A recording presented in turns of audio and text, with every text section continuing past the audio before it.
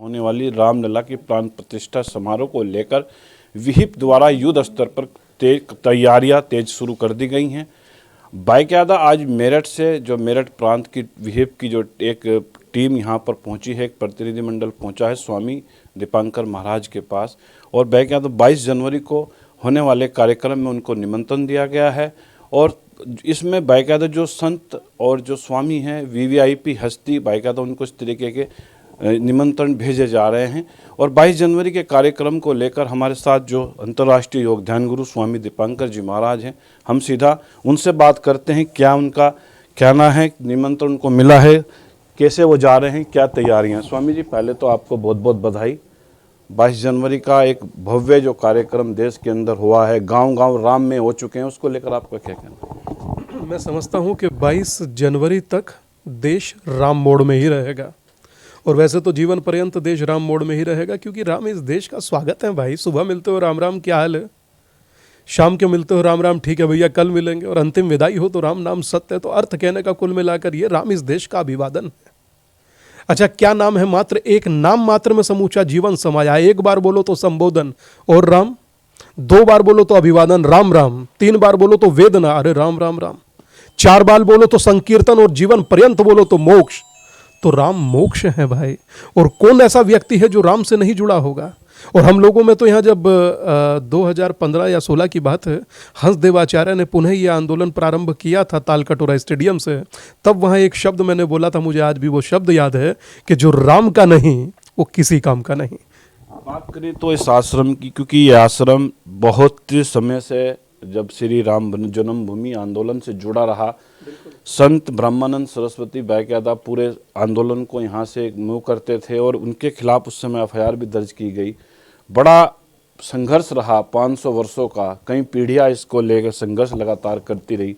क्या आपके मन में इस बात को लेकर क्या होता है, और क्या इन चीज़ों को लेकर आप फील करते हैं? मैं जब देख रहा था, जब आपको दिया जा रहा था, आप भावुक थे उस समय। मैं गर्व महसूस करता हूँ, और शायद मुझे लगता है कि किसी भी व्यक्ति के लिए भावुक क्षण ही होगा।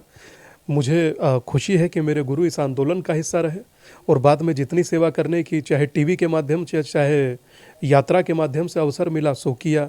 और शायद हमें लगता है कि जब तक जीवन है तब तक ये यात्रा यूँ ही चलती रहेगी, राम में यात्रा रहेगी।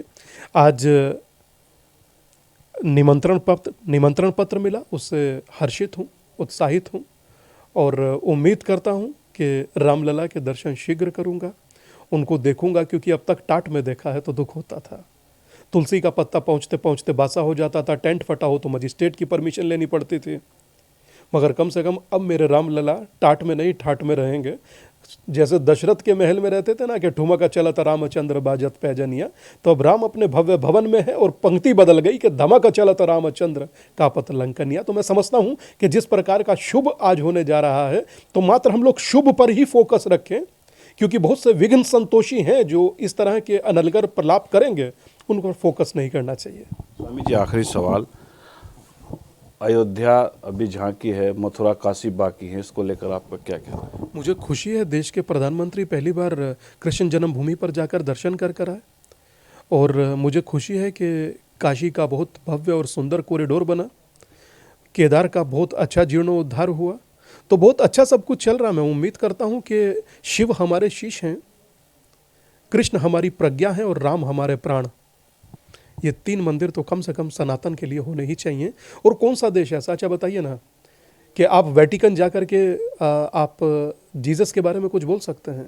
आप सबका जवाब होगा नहीं। आप खुदा के बारे में कुछ बोल सकते हैं? आपका जवाब होगा नहीं, और होना भी नहीं चाहिए। मगर एक भारत ऐसा देश है जिसमें आप राम के विरुद्ध बोल रहे हैं। आप लोगों को शर्म नहीं आता?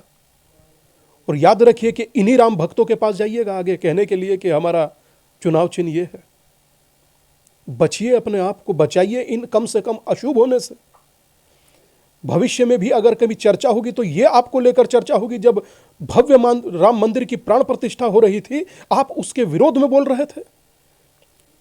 कोई कहता है कि राम मांसाहारी थे। आप दिमाग है आप लोगों में, या बुद्धिहीन तनु जानी के सोचू, जो हनुमान चालीसा में लिखा है।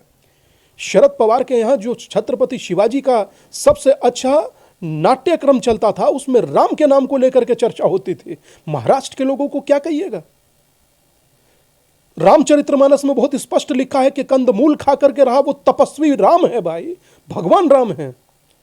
आप कह रहे हैं कि अगर विपदा आएगी तो क्या मंदिर जाइएगा या हॉस्पिटल जाइएगा? यही शब्द आप दूसरे के लिए कह सकते हैं कि अगर विपदा आएगी तो मस्जिद जाइएगा, कहां जाइएगा? नहीं कह पाएंगे ना। तो हल्के शब्दों का प्रयोग ना करें, बचें।